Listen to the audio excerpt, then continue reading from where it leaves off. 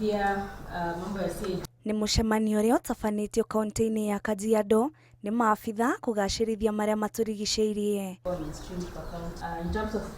Tanya inene ria mucemanio uyu riri guthomithia aikari ya kaunti ino kwaya kanya ga kuhuthira wega mbura iria irerikana ni kura, kuona ni makoragwo makigomirwo ni ng'aragu nene mahinda kwa mahinda. Kwa hivyo sasa tumeshikana, tunafundisha officers wetu, wakulima wetu mambo ya participatory scenario planning, ambayo hiyo tunasema tunajaribu kuangazia hali ya anga vile inaenda, ndio twende nayo na tujaribu kuadapt, ndio tusikose tena wanyama na tusikose chakula. Kumana na maruru ma ng'aragu maria macongagiriria mahiũ gũkua na ikari kwaga irio cia kuigana, arĩithia mahiũ na arĩmi moritio kuhanda irio iria cioyaga kahinda kanini gũkũra nĩguo gũthara mbura iria ĩrĩgĩrĩirwo kura. Mvua haitakuwa nyingi sana, na kwa hivyo ni vyema wakulima wajitayarishe vizuri, labda waweze kupanda mimea ambayo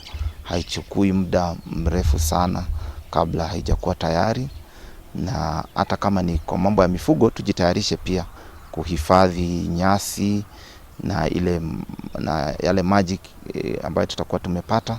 Githomo giki kĩrĩgĩrĩirwo kurehe muonere mwerũ wa ũrĩmi nĩguo kugarura miturire ya aria mang'ethagirwo ni ng'aragu. Saa zingine pale mara huko mashinani huko watu wanateseka, watu bado hajajua hii mambo.